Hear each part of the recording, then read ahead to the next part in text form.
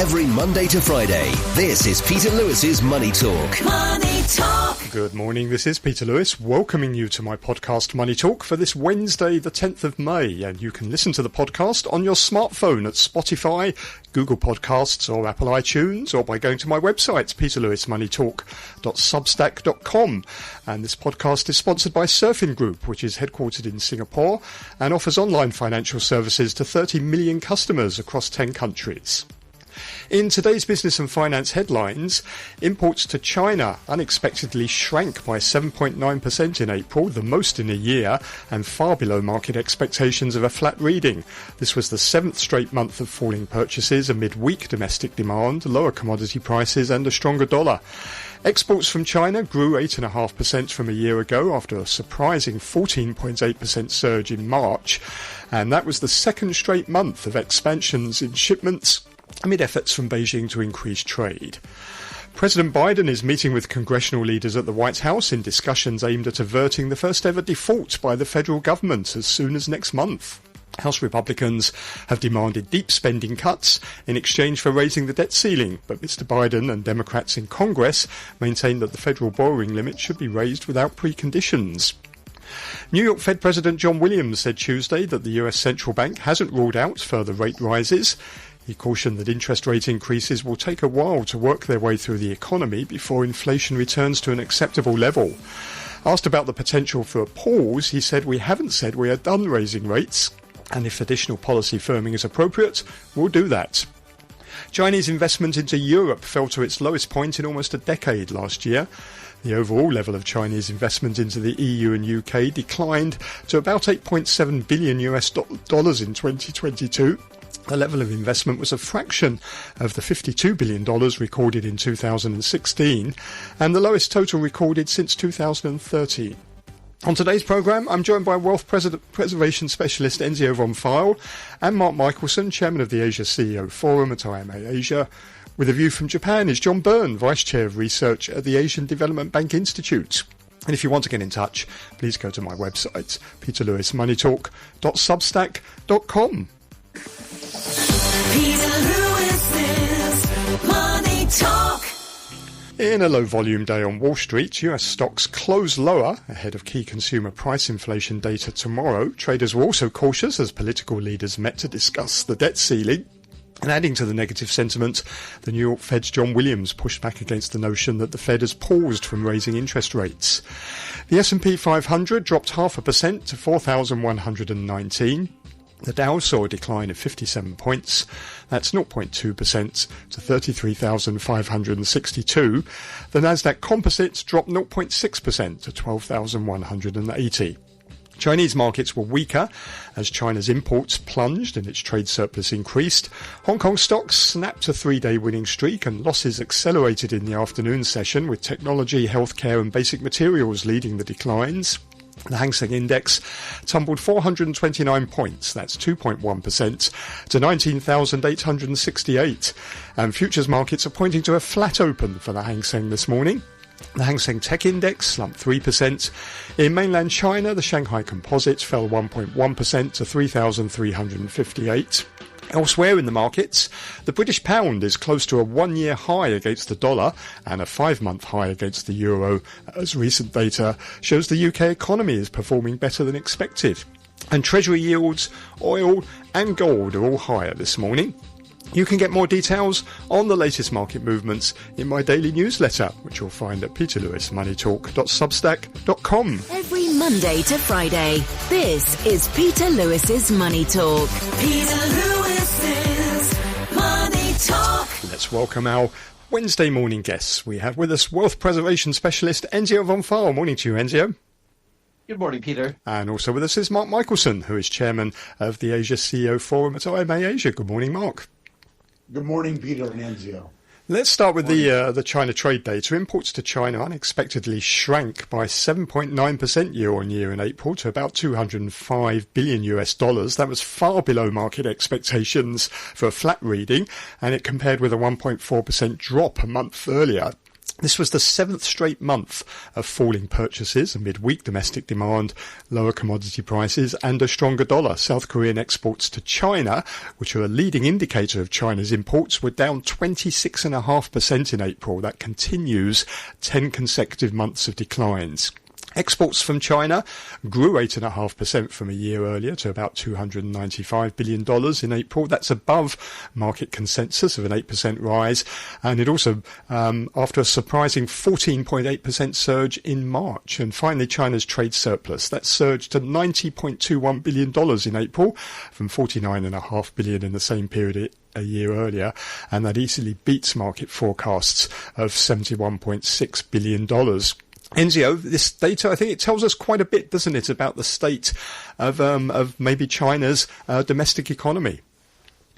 Yes, I think that the economic time in China remains one of excess supply of goods and excess supply of money.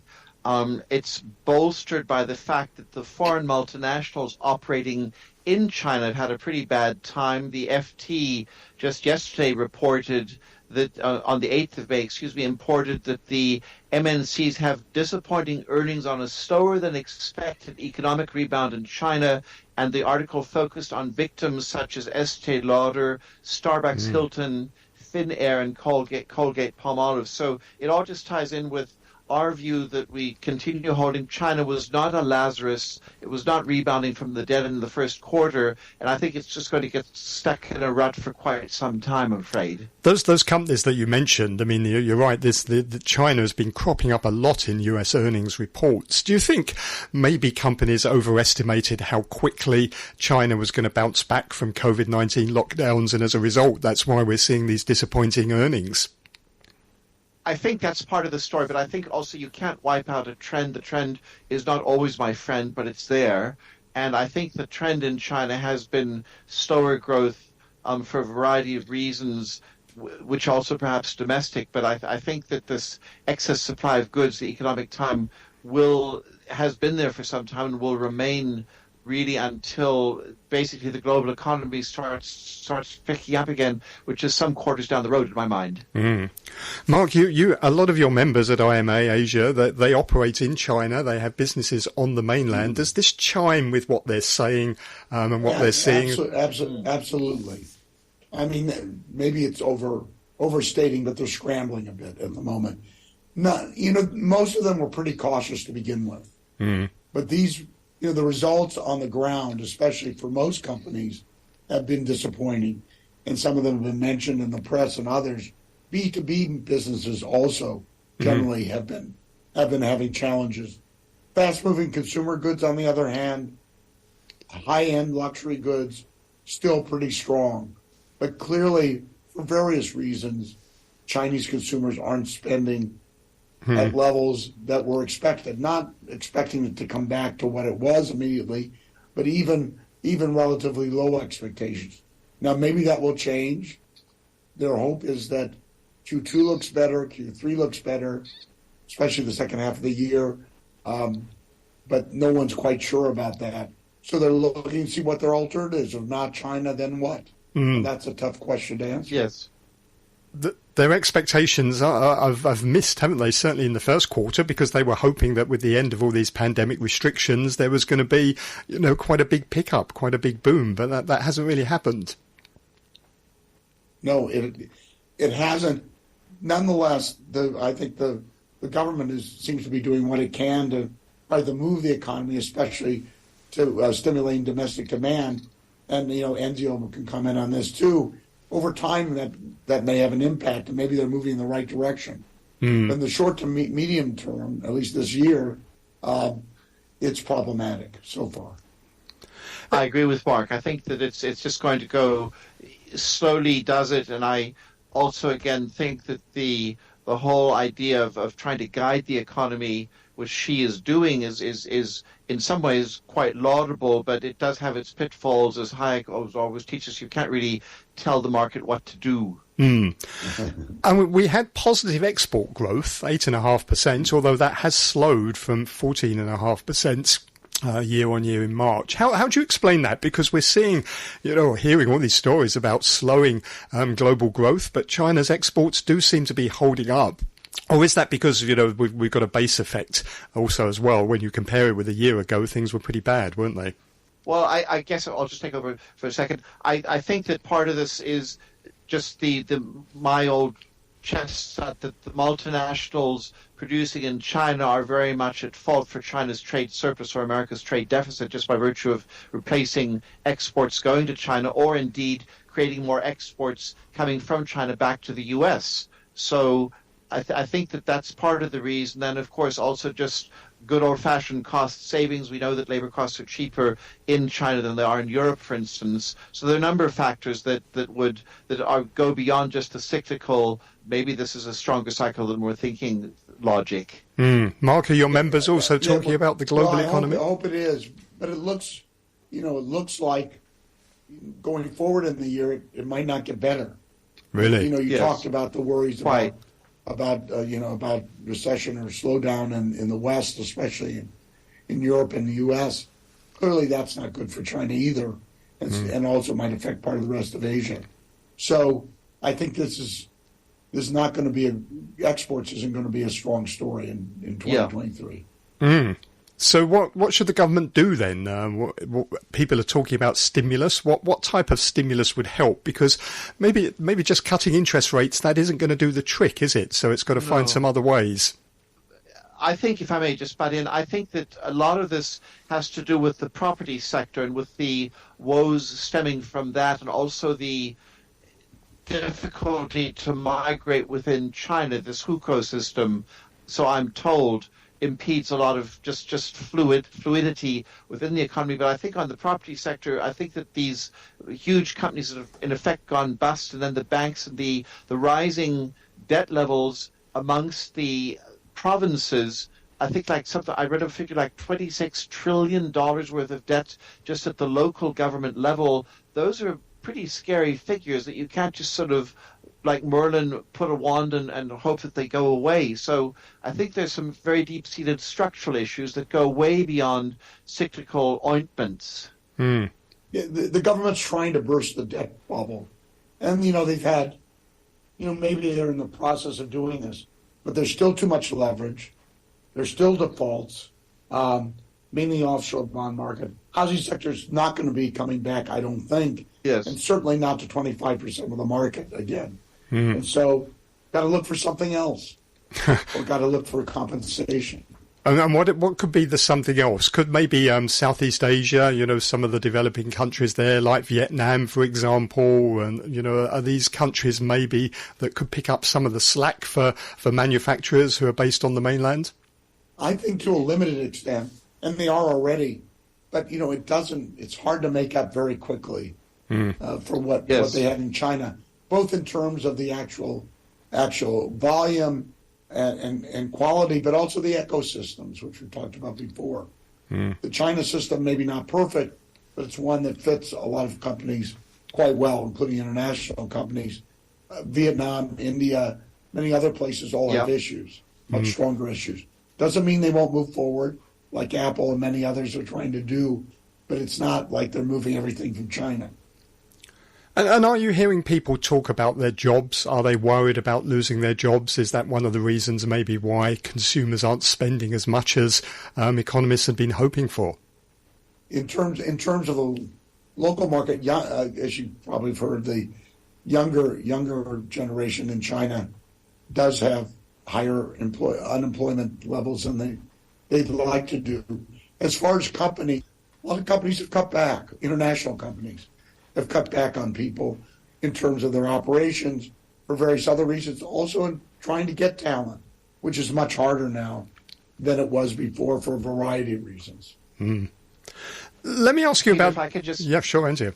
Yeah. No, I was just thinking one way out, putting on my German hat, I think that if China were to really vigorously push vocational training, there's probably an educational mismatch going on in China, like in the West, most certainly. Too few guys who could repair cars, too many PhDs running around. And so I think that if they were to really push the vocational training, that would also take up at least quite a sizable chunk of the slack in this youth unemployment. Okay, understood. But Enzio mentions the reference to education. I think that's probably right. At the same time, when you compare China with some of those other markets I mentioned, that's where China still has a big advantage, right? Let's face it, in terms of the number of people that are educated and the variety, and the engineers alone is staggering. Tiger moms alone. Yeah. Let me ask you about another economy, which is also a good bellwether for what's going on globally. Taiwanese exports, they fell for the 8th straight month because of weak global demand. Exports from Taiwan dropped 13.3% year on year, although that was better than the 19.1% plunge seen in the previous month. Taiwan's economy, of course, very trade orientated, and exports account for around 70% of Taiwan's $800 billion economy. Shipments of electronics make up about a third of that total, and in April, exports of electronic products fell 8.6%. And on a country-by-country basis, exports decreased the most to China and Hong Kong, down 22%. That's Taiwan's largest market. And then exports to the USA dropped 10.3%, and even to the Asian countries, they were down by about 7.1%. Enzio, what do you make of this? Because it is an important sign, isn't it, really, of just maybe the state of the global economy. It's the imports of a country that are telltale. The Taiwanese exports to the U.S. fell by 10.3%. Is, I think, again, revealing of the fact that in the U.S. we have what I read in the FT recently called a freight recession. So you've got a worsening economic time in America, which is an excess demand for money, looming excess supply of goods, heralded by a freight recession. In other words, less movement within the economy. And I think that is then reflective of this drop of 10.3% year on year of the Taiwanese exports to America, because as we all know, Taiwan exports a lot of consumer electronics to the States. I think that's, and chips and input factors. So I think that again ties in with our overall rather bearish view on the American economic outlook. Mm-hmm. Yeah, and a lot of that's electronics, as you pointed out. Yeah. And, of course, and that's very important for Taiwan. And demand has dropped off, where there was so much demand for the past 3 years. And now part of it's because markets are a little bit slower, or if it's because some of it's been already filled, various other reasons. But so there's a little drop in that. And, of course, that affects Taiwan a lot more than other markets. Perhaps Korea.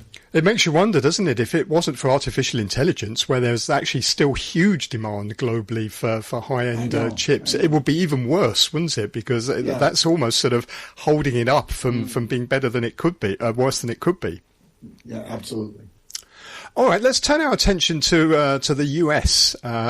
We've got the debt ceiling negotiations going on. President Biden's meeting with congressional leaders. Doesn't seem to be an awful lot of progress. They're both sticking to their guns here. The Republicans saying that there's got to be some deep cuts in spending. The Democrats saying that that's a separate issue. This is about paying for previous debts that have already been incurred. And Janet Yellen warning there'll be an absolute economic catastrophe if this isn't resolved. How do we get out of this? Because we're getting closer and closer to this deadline of June the 1st, where the Treasury says it's going to run out of money, and markets are getting more and more nervous. I mean, one of the issues is that this time, compared with other times, well, the leadership, I think, of both parties understands the dangers and the implications of debt ceiling not being extended. The rank and file, especially in the Republican Party, maybe don't, or maybe they don't feel that's what they really want to do. They really want to cut the deficit and reach their objectives, which probably isn't going to happen. But what makes it is much messier. Saying that, although not surprisingly, there were no substantial results from the meeting today, at least no public results, there were hints. President Biden sort of hinted that he might be open to some sort of compromise, which would mean kicking the can down the road. Not ideal, but going to September and finding a deal that way. And I suspect that he would have potentially tacit support from the Senate leadership, the Republican leadership as well. Whether that would make the difference or not, given Speaker McCarthy's difficult political position in his own caucus, it's hard to tell. But at least that there were signs that might be the direction. It's too early to tell. But I can't imagine them letting this go past the deadline, although we've been surprised before. Let's put it this way. And we've had a downgrade, absolutely. Can I just add to what Mark was saying, that according to, I think it was to the FT of yesterday, there's only an overlap of 6 days this May between when Biden is in Washington and Congress is in session. Yeah. So in effect, I think there are only 6 days to do this thing. And I think the market run-up, frankly, is going to be a little bit trickier. Peter, you come out of bond markets. You know this as well as I do, if not better, I'm sure, that but markets tend to discount things. Already the 6-month money is at 5.4% in the U.S., and that's way above the 10-year, the 2-year, and the 5-year yield. So I think the market's getting a little bit skittish, and again, just bolstered by this rather annoying news that there are only 6 days, there's 6 working days left to get this thing sorted out before this. I believe it's the 1st of June deadline, but I stand to be corrected there. Okay. Finally, before we go, I just want to ask you about Europe. China's talking about retaliating if the EU puts sanctions on its companies for avoiding the sanctions on weapons to Ukraine. China's Foreign Minister Qin Gang is on a 3-nation visit. He's visiting France, Germany, and Norway at the moment, and he said Beijing will defend businesses strictly and firmly. This is another sort of angle, isn't it, to all the trade frictions that are going on between China and the US, because we shouldn't forget that obviously Europe is a big market for China, and this is also an area of tension with EU leaders. It's easier for the US to attack China and vice versa because they're monoliths, while in Europe, of course, you have to get the consensus of all the members. So I think that the whole sanctions fight with Europe is going to be a little bit less united, if you will, on the European front, because there will be various companies in Germany or in France or Austria, doesn't matter, who are very against sanctions, others who are very pro. So it's going to be a little bit more of a mosaic and a puzzle as opposed to this monolith of the China-US tussle. Yeah, but it's true, but we're getting more tit for tat between China and Europe at the moment, more than we had before. And there are some specific issues between both of them, and getting threats from both sides. And as we know, Secretary for Trade Lord Johnson was just in Hong Kong, and that was very in the UK within his own party.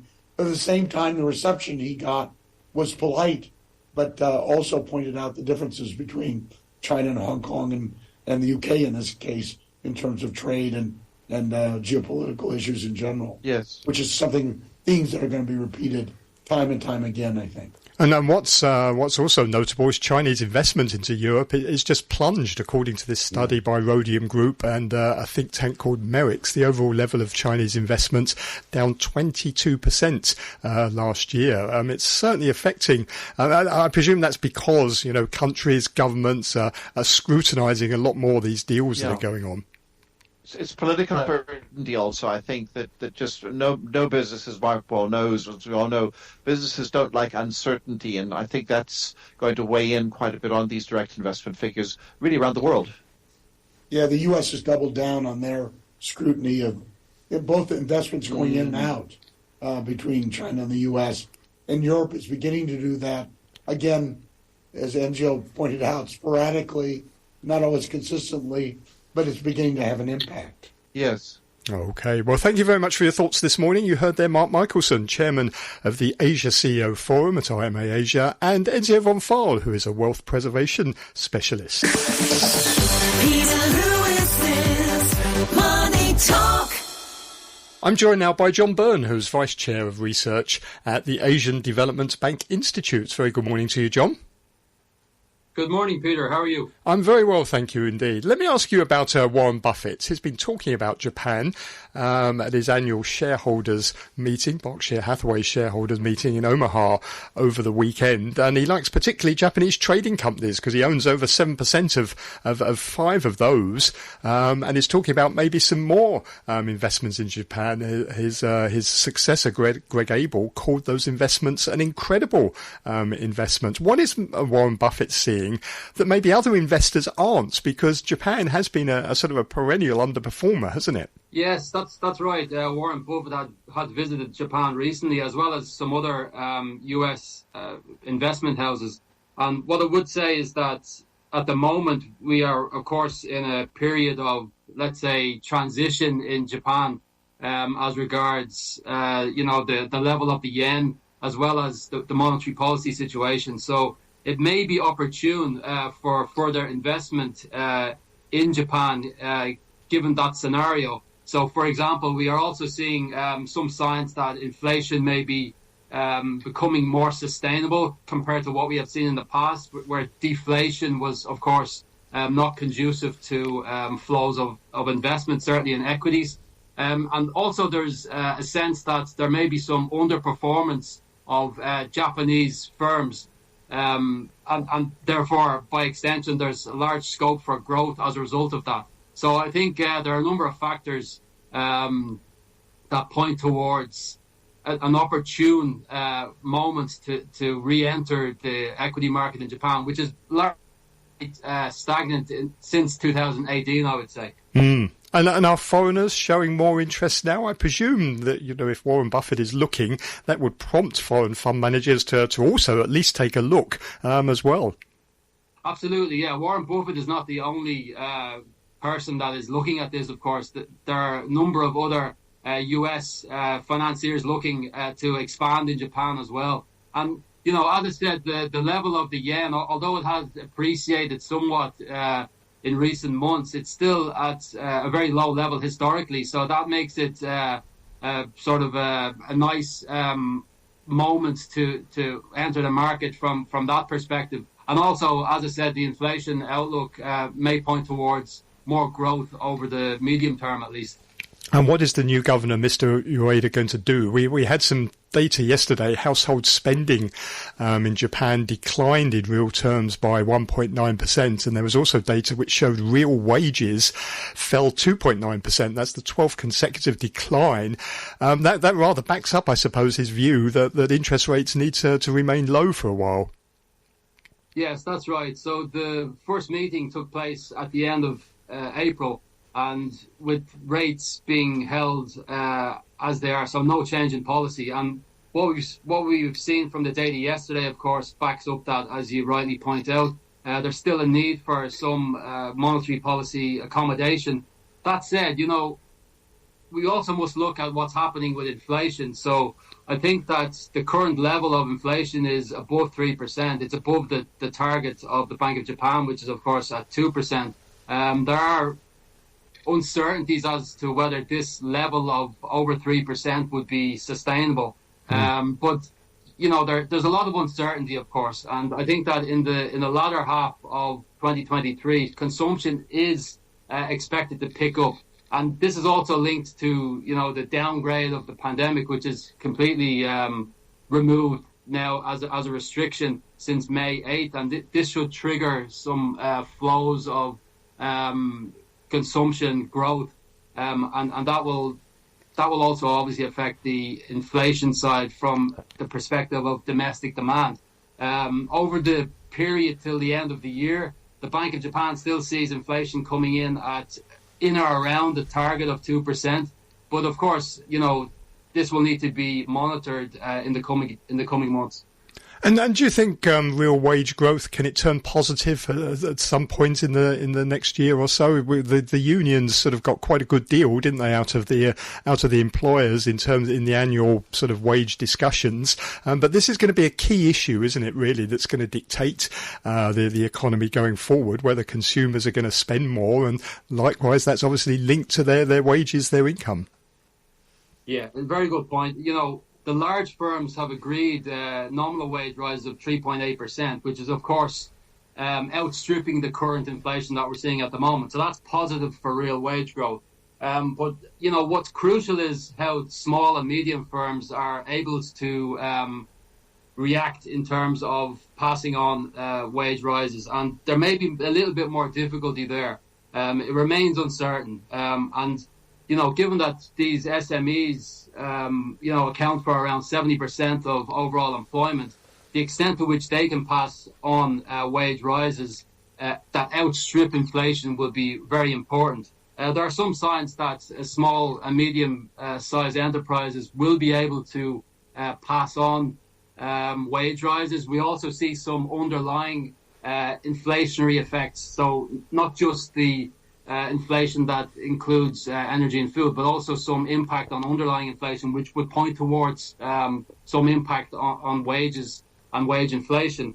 But I think that, it's a crucial issue, and it will really determine whether we will see a shift in course in monetary policy over the course of the year. And the other point I would say is whether these wage rises will be temporary or whether we will see some change. So there's still some uncertainty at the moment, particularly on the SME side. And where is the growth going to come from in the economy? We had a couple of days ago the World Health Organization. They've downgraded COVID now and saying it's not a global emergency anymore. Is that going to help tourism and the economy? Is that where we may see some of the growth coming from? Certainly, that will be one aspect which is going to help growth.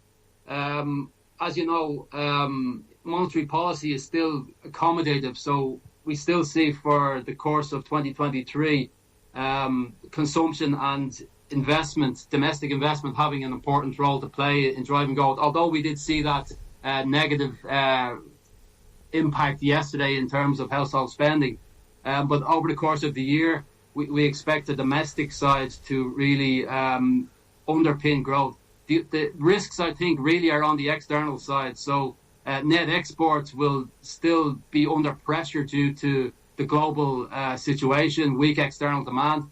What happens in the US in terms of recession risks and possibility of a hard landing in the US will obviously spill over not only to Japan but to other regions as well. We see the yen very weak at the moment. Not very weak at the moment, but weak historically at the moment. But we don't see this translating into a rise in net exports for the two reasons, really. One is that the external situation is quite volatile at the moment in terms of developments in advanced economies. And as well as that, the supply chain in Asia is quite regionally focused. So even if the exchange rate depreciates, it does not necessarily translate into a rise in net exports, which we would have seen, if we go back many years in time. And what another thing that's often talked about when it comes to Japan is obviously boosting the workforce, and in particular trying to get more women into the workforce. Obviously, that's dependent upon having sort of adequate childcare facilities. The government said it's going to double childcare spending. So what sort of impact is that going to have? Yes, well, the demographic situation in Japan and other economies as well is a really a hindrance to development. And, investment in childcare, for example, can be one of the factors which helps to address that. I think the issue in the case of Japan, of course, is that, there are fiscal constraints. So there's some uncertainty as to how this can be financed.